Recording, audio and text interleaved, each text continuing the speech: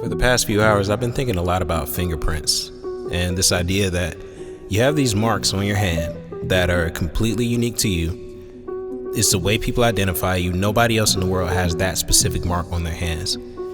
And then that made me think about work, and it made me think about music, it made me think about advertising, it made me think about all the work.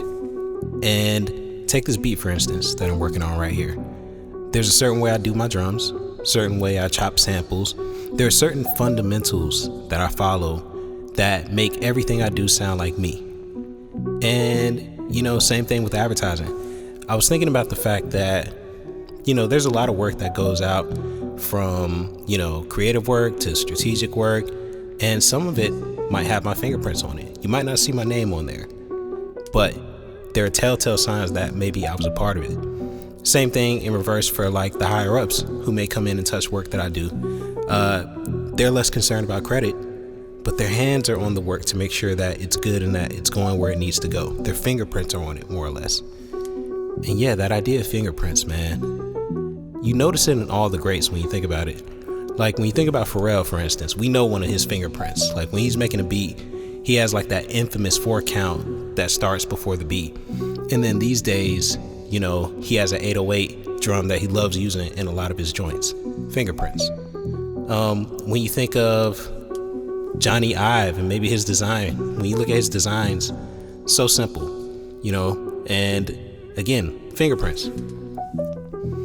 I guess I'm bringing this up because even with this video, right, I wanted to try something different with the style, and I was really inspired by what Masego is doing with his work.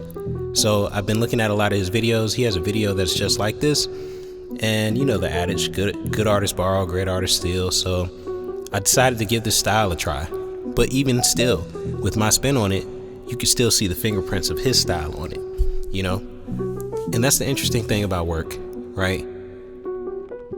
Our style outlives us, it outtravels us, it appears in places that we can never think about for reasons we would never think about. And it's probably the most true thing about the work that we do, the fingerprints that we leave on it. So these days, that's kind of what I'm thinking about. When I do my strategy work, how do I leave my fingerprints?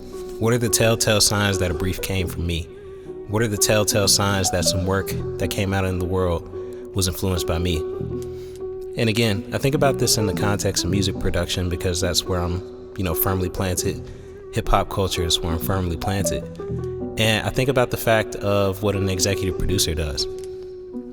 So when you think about music production, right? When you think about Quincy Jones, when you think about the Neptunes, when you think about the biggest producers in the world, the interesting thing is that they don't necessarily touch all of the work that they make, right?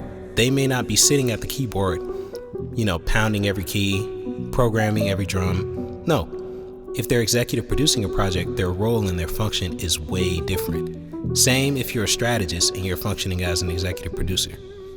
Let me give you an example. When Quincy Jones was working on Thriller, he didn't necessarily touch every song in the way of, okay, I'm going to play this part, I'm going to play this part, I'm going to program here. No, an executive producer oversees the entire process of the project coming together. So Quincy may say, we need Herbie Hancock for this track. We need so-and-so on the keys here. We need this particular drummer. And then he's in the background coordinating to make sure these people have what they need, that they can get to the studio, and that their contributions are sound in helping the project become the best version of itself. In a lot of ways, that's what a strategist does. And ironically, I saw someone on LinkedIn talking about this, and this is a philosophy I've had for years, but kind of like the last episode of Addish, if you don't put an idea out in the world soon enough, sure enough, someone else will have the same thought. And this dude had the same thought, except it was about Rick Rubin. But still, the same thinking applies, right? An executive producer is different in function than a music producer, more or less, depending on the project. They can be interchangeable in some ways, but if you're an executive, that means you're not touching everything. So, same with the strategist in the sense of, I may not touch all of the creative work personally. I may not be in the weeds. My job isn't to concept, right? That's left up to the creatives. But my job is to come in and say, we might need this influencer over this influencer. Maybe these outlets work better for PR than other outlets.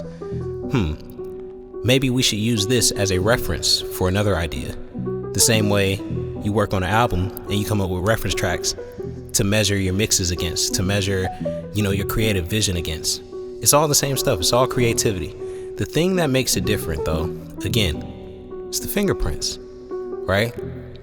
A Pharrell album is going to sound different than a Quincy album. A Quincy album is going to sound different than a Metro Boomin album.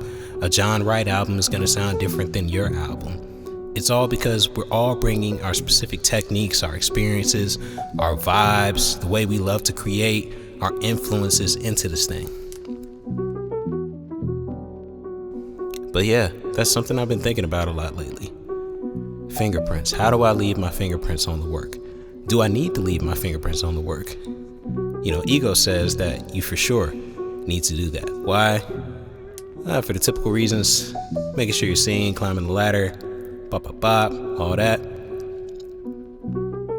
But more so, when I think about it, I feel like it's also about leaving a record, right? These episodes are addish, for example. On one hand, they're a creative exercise, something I enjoy doing. But on the other hand, I'm trying to leave a blueprint, right? Trying to leave Easter eggs here and there for people to pick from. Easter eggs that I didn't necessarily have, the person before me didn't necessarily have, but the person after me might have. And, the feedback here and there is letting me know I got to keep leaving the Easter eggs. Got to keep pushing it, make things go further, And the reality is, I think that's what we all aspire to do with our work. We're all just pushing it, trying to make this thing go further. This thing called life, this thing called advertising. Trying to push everything we do to the next level. So, yeah, man, I don't have much more for you than that. I'm just thinking about my fingerprints. I think you should think about yours this week too. Fingerprints, y'all. 1.